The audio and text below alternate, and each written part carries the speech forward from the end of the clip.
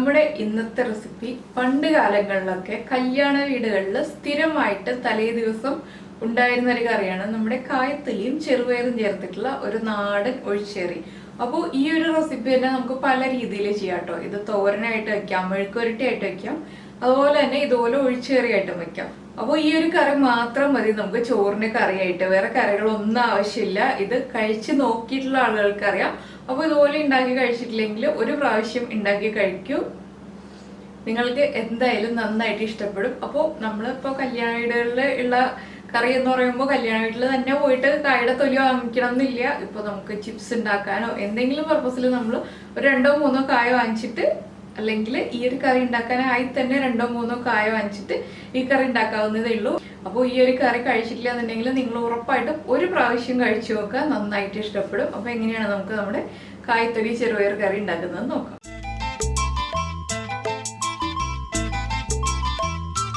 അപ്പോൾ നമ്മുടെ കായത്തൊലിയും ചെറുപയറും കറി ഉണ്ടാക്കുന്നതിന് ഞാനിപ്പോൾ 1/2 കപ്പ് ചെറുപയർ ഇന്നലെ രാത്രി വെള്ളത്തിലിട്ടതാണ് കേട്ടോ.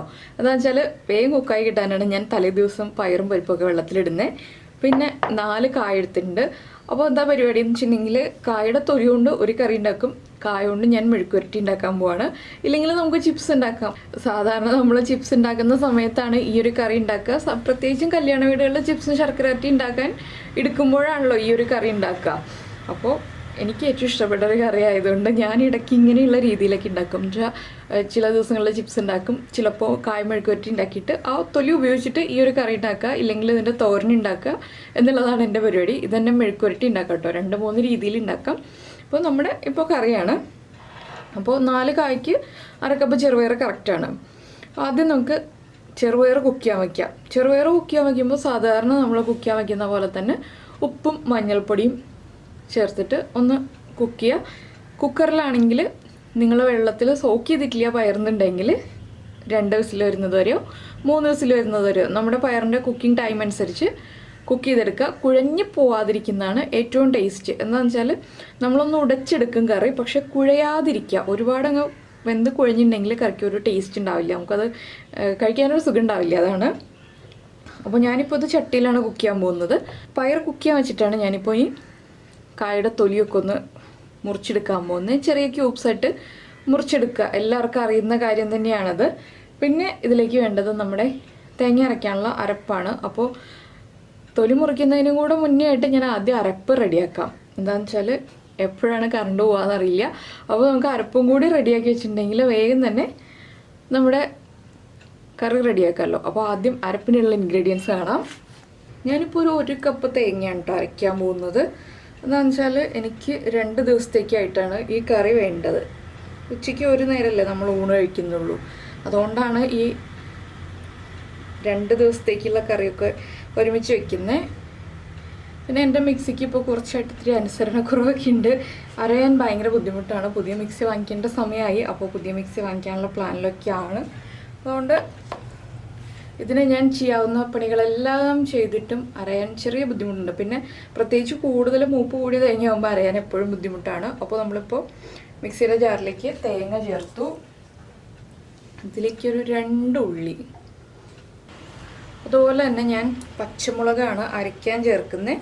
നമുക്ക് മുളക് പൊടി ചേർത്തിട്ട് അരയ്ക്കണമെന്നുണ്ടെങ്കിൽ മുളക് പൊടി ചേർക്കാം. ഞാനിപ്പോൾ മുളക് പൊടി ചേർക്കുന്നില്ല കേട്ടോ. ഒരു 4 പച്ചമുളക് അരയ്ക്കുന്നുണ്ട്. അത് നമ്മുടെ എരിവനുസരിച്ചിട്ട് പച്ചമുളകിൻ്റെ എണ്ണം തീരുമാനിക്കാം. പിന്നെ 3-4 ഇതിൽ കറിവേപ്പില, 1/4 ടീസ്പൂൺ വരെ മഞ്ഞൾപ്പൊടി. ഞാനിപ്പോൾ ഒരുവിധം കറികളിലൊന്നും മുളക് പൊടി ചേർക്കുന്നില്ല. എന്താണെന്ന് വെച്ചാൽ പല ഡോക്ടേഴ്സും നമ്മുടെ അടുത്ത് പറയുന്നത് മുളക് പൊടി ശരീരത്തിന് അത്ര നല്ലതല്ല എന്നാണ്.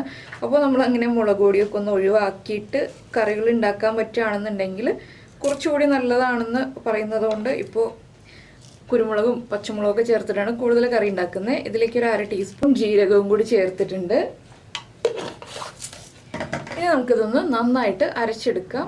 അതുപോലെ നമ്മളിപ്പോൾ നമ്മുടെ ചെറുപയർ മഞ്ഞൾപ്പൊടിയും ചേർത്തിട്ട് കുക്ക് ചെയ്യാൻ വെച്ചിട്ടുണ്ട്. കുറച്ച് വെള്ളം നമ്മൾ കൂടുതലായിട്ട് തന്നെ ചേർക്കുക. എന്താണെന്ന് വെച്ചാൽ ഇതിൽ തന്നെയാണ് നമ്മുടെ കായുടെ തൊലിയും കൂടി കുക്ക് ചെയ്തെടുക്കുന്നത്. ഉപ്പ് ഇപ്പോൾ ഞാൻ ചേർക്കുന്നില്ല. ഇതിലേക്ക് കായുടെ തൊലിയും കൂടി ചേർത്തിട്ട് ഉപ്പ് ആഡ് ചെയ്യുന്നുള്ളൂ. അപ്പോൾ ഈ പയറൊന്ന് 3/4 ഭാഗം കുക്കായി വരുമ്പോൾ നമുക്ക് കായുടെ തൊലി ചേർക്കാം. അപ്പോൾ നമ്മൾ പയറ് കുക്ക് ചെയ്യാൻ വെച്ചു, അരപ്പ് റെഡിയാക്കി. ഇനിയിപ്പോൾ നമ്മുടെ കായുടെ തൊലി കട്ട് ചെയ്തെടുക്കാം. കായുടെ തൊലി കട്ട് ചെയ്യുന്നത് എങ്ങനെയാണെന്ന് എല്ലാവർക്കും അറിയാവുന്നതാണ്. അറിയാത്ത ആളുകൾക്ക് വേണ്ടിയിട്ട് മാത്രം ഞാൻ ജസ്റ്റ് ഒന്ന് കാണിക്കാം. ഈ തുമ്പ് കട്ട് ചെയ്യുക, അതുപോലെ തന്നെ ഈ താഴെയുള്ള ഈ അറ്റവും കട്ട് ചെയ്യുക.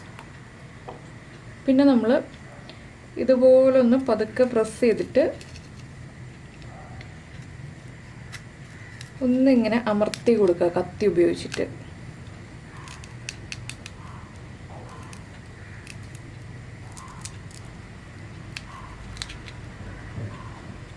അപ്പോൾ കറി ഉണ്ടാവും. നമ്മൾ ഒന്ന് കഴുകിയെടുത്തിട്ട് മുറിക്കാം കേട്ടോ. മുറിച്ച് കഴിഞ്ഞിട്ട് കഴുകുന്നതിനേക്കാൾ നല്ലത് കഴുകിയെടുത്തിട്ട് മുറിക്കുന്നതാണ്.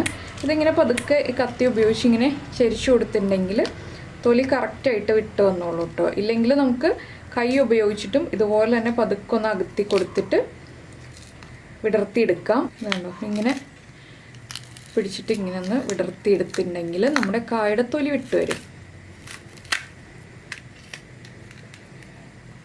ഇതിപ്പോൾ ഞാൻ എല്ലാം എടുത്തിട്ട് ഒരു ബൗളിലേക്ക് വെച്ചിട്ടൊന്ന് കഴുകിയെടുത്തിട്ടാണ് മുറിക്കുന്നത്. ഒരു പ്രാവശ്യം കഴുകിയതാണ് നമ്മുടെ കായൊക്കെ, എങ്കിലും ഒന്നുകൂടി ഒന്ന് കഴുകിയെടുക്കുക, കറയൊന്ന് പോകാനാണ്. പിന്നെ കായ്ത്തൊലി മുറിച്ചിടുമ്പോൾ മഞ്ഞൾപ്പൊടിയും ഉപ്പും ചേർത്ത വെള്ളത്തിലേക്ക് മുറിച്ചിടുകയാണെങ്കിൽ ഈ തൊലിയുടെ കറ കംപ്ലീറ്റ് ആയിട്ടങ്ങ് മാറിക്കിട്ടും.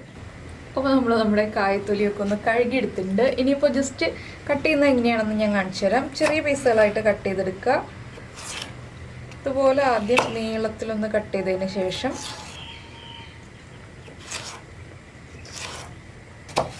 ഇനി നമുക്കിതെല്ലാം കൂടി ചേർത്ത് പിടിച്ചിട്ട് ചെറിയ പീസുകളായിട്ട് കട്ട് ചെയ്യാം. പണ്ടൊക്കെ നമ്മുടെ ഇവിടെയൊക്കെ മരട് ഗ്രാമപ്രദേശമായിരുന്ന സമയത്ത് കല്യാണ വീടുകളിൽ എല്ലാ കല്യാണത്തിനും തലേ ദിവസം ഉണ്ടാക്കിയിരുന്ന, ഇവിടെ മാത്രമല്ല എന്ന് എനിക്ക് തോന്നുന്നു എല്ലാ സ്ഥലങ്ങളിലും പൊതുവേ ഉണ്ടാക്കുന്ന ഒരു കറിയാണിത്. അപ്പോൾ ഈ കറി ഇല്ലാതൊരു കല്യാണ വീട് ഉണ്ടായിരുന്നില്ല. പക്ഷേ ഇന്നത്തെ കാലത്ത് ഇതൊന്നുമില്ല. അതുപോലെ തന്നെ കുറേ ചേച്ചിമാരിങ്ങനെ നിരന്ന് വന്നിട്ട് 4-5 പേരൊക്കെ നിന്നിട്ട് അരകല്ലിൽ തേങ്ങ അരയ്ക്കുക. ഒരു ടേബിളിൻ്റെ മുകളിൽ 4-5 കല്ലൊക്കെ ഇട്ടിട്ട് കല്ലിൽ തേങ്ങ അരയ്ക്കുക. അതൊക്കെ ഒരു പ്രത്യേക രസകരമായ കാഴ്ചകളായിരുന്നു. അതെ, അടുത്തായിട്ടുള്ള അതൊക്കെ പോയി എക്സ്പീരിയൻസ് ഉള്ള ആളാണ് കേട്ടോ പറയുന്നത്. അടുത്ത വീടുകളിലൊക്കെ പോയിട്ട് അരകല്ല് ഇപ്പോഴത്തെ പോലെ ഫിക്സ് ചെയ്ത് വെച്ചിരിക്കുന്നല്ല അന്നൊക്കെ കല്ല്. അന്നൊക്കെ കല്ലുകൾ നമുക്ക് എടുത്ത് മാറ്റാവുന്ന രീതിയിലായിരുന്നു. എന്നിട്ട് എല്ലാ വീട്ടിലും പോയിട്ട് കല്ലൊക്കെ എടുത്തിട്ട് വന്നിട്ട് ഒരുമിച്ച് എല്ലാവരും കൂടി അരയ്ക്കുക, കറി ഉണ്ടാക്കുക. അതൊക്കെ ഒരു രസമായിരുന്നു.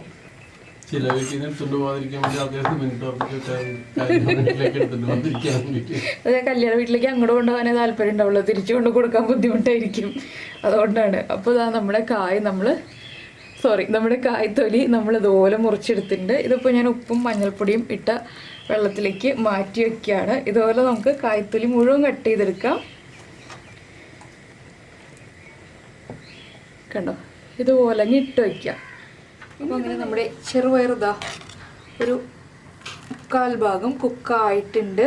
അപ്പോൾ മഞ്ഞൾപ്പൊടിയുടെ കൂടെ മുളക് പൊടി ചേർക്കണം എന്നുണ്ടെങ്കിൽ മുളക് പൊടി നിങ്ങൾക്ക് ഈ ചെറുപയറിൻ്റെ കൂടെ ചേർത്തിട്ടും വേവിക്കാം. അതുപോലെ തന്നെ അരപ്പിലേക്ക് ചേർക്കണം എന്നുണ്ടെങ്കിൽ അരപ്പിലേക്ക് ചേർക്കാം കേട്ടോ. ഞാൻ ചേർക്കുന്നില്ല എന്നുള്ളത് പറഞ്ഞു എന്ന് മാത്രമേ ഉള്ളൂ. അപ്പോൾ 1/2 ടീസ്പൂൺ എരിവുള്ള മുളക് പൊടിയാണെങ്കിൽ 1/2 ടീസ്പൂൺ ചേർക്കുക. എരിവില്ലാത്ത നമ്മുടെ കാശ്മീരി ചില്ലി പൗഡർ ആണെങ്കിൽ 1 ടീസ്പൂൺ വരെ ചേർക്കുക. ഇനിയിപ്പോൾ നമുക്കിതിലേക്ക് നമ്മുടെ കട്ട് ചെയ്ത് വെച്ചിരിക്കുന്ന കായ്ത്തൊലി ചേർക്കാം. അപ്പോൾ ഇത് കുക്കറിലാണ് വേവിക്കുന്നതെങ്കിൽ ഒറ്റ വിസിലിൽ വെന്ത് കിട്ടും കേട്ടോ. കായ്ത്തൊലി ഒരു വിസിൽ മതി. ചട്ടിയിലാവുമ്പോൾ കുറച്ച് സമയം എടുക്കും. അപ്പോൾ ഈ കറികളൊക്കെ ഇന്നത്തെ ജനറേഷനിലുള്ള പുതിയ കുട്ടികളൊന്നും കഴിച്ചിട്ടുണ്ടാവാൻ സാധ്യത ഇല്ലാത്ത കറികളാണ്. പക്ഷേ നമ്മുടെ നാടൻ ടേസ്റ്റാണ് ഈ കറികൾക്കൊക്കെ. വളരെ നാടനായിട്ടുള്ള കറികളാണ്. ഇനി നമുക്കിതൊന്ന് ഇളക്കി മിക്സ് ചെയ്യാം. ഇനി ഈ കായുടെ തൊലിയും കൂടി ഒന്ന് കുക്കായി വരട്ടെ. അതിനുശേഷം നമുക്കിതിലേക്ക് അരപ്പൊക്കെ ചേർത്ത് റെഡിയാക്കാം. ഞാനിപ്പോൾ അതിലേക്ക് കുറച്ച് ഉപ്പ് ചേർക്കുന്നുണ്ട്. നമ്മൾ പയറിൽ ഉപ്പ് ചേർത്തിട്ടില്ല. അപ്പോൾ പയറിനും കായുടെ തൊലിക്കും കൂടി ആവശ്യമായിട്ടുള്ള ഉപ്പ് ആഡ് ചെയ്യും.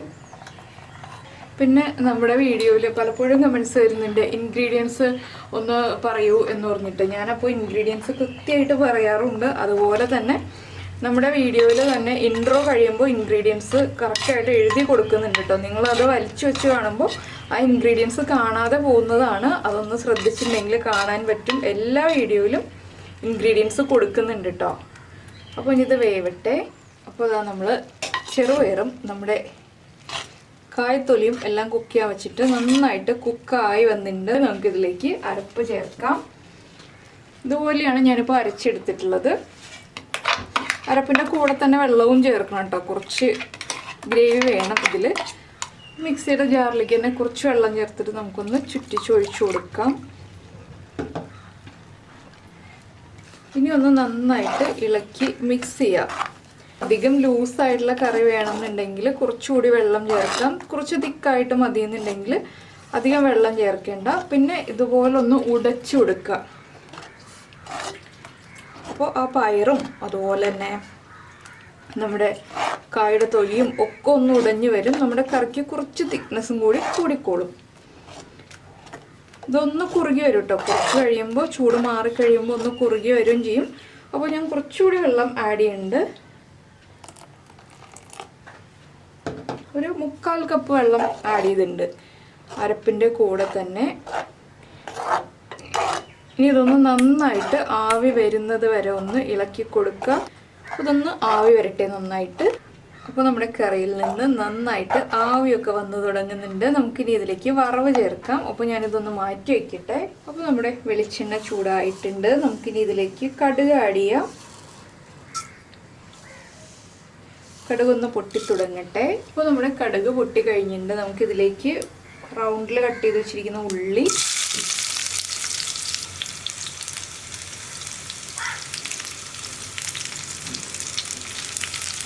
ഇതൊന്നിനി ഉള്ളിയുടെ കളറൊന്ന് മാറി വരുന്നത് വരെ ഒന്ന് ഇളക്കി കൊടുക്കുക. ഇതിൻ്റെ കൂടെ തന്നെ നമുക്ക് കറിവേപ്പിലയും കൂടി ആഡ് ചെയ്യാം.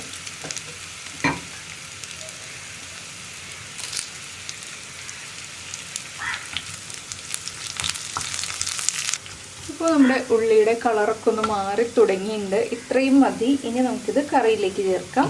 അപ്പോൾ നമ്മുടെ വറവ് ഞാൻ എന്താ കറിയിലേക്ക് ആഡ് ചെയ്യാണ്. കുറച്ച് ബാക്കി വയ്ക്കുന്നുണ്ട്. ഇതെല്ലാം ചേർത്തൊന്ന് മിക്സ് ചെയ്ത് വെച്ചിട്ട് ഒരു 5 മിനിറ്റ് നമുക്കൊന്ന് അടച്ചു വയ്ക്കാം. ഈ കറി ചെറിയൊരു ചൂടോടുകൂടി കഴിച്ചാലും ടേസ്റ്റാണ്. ചൂട് മാറിയിട്ട് കഴിച്ചാലും ടേസ്റ്റാണ്. നല്ല ചൂടോടുകൂടി കഴിച്ചിട്ടുണ്ടെങ്കിൽ അത്രയ്ക്ക് ടേസ്റ്റ് ആവില്ല. അപ്പോൾ ചെറിയൊരു ചൂടോടുകൂടി ചോറിൻ്റെ കൂടെ ചേർത്ത് കഴിക്കാം. ഞാനിപ്പോൾ ഒന്ന് അടച്ചു വയ്ക്കട്ടെ. ഈ വറവിൻ്റെ ഫ്ലേവറൊക്കെ ഒന്ന് നമ്മുടെ കറിയിലേക്ക് ഒന്ന് പിടിച്ചു വരട്ടെ. ഒരു 5 മിനിറ്റ് കഴിഞ്ഞിട്ട് നമുക്ക് പ്രസൻറ്റ് ചെയ്യാം.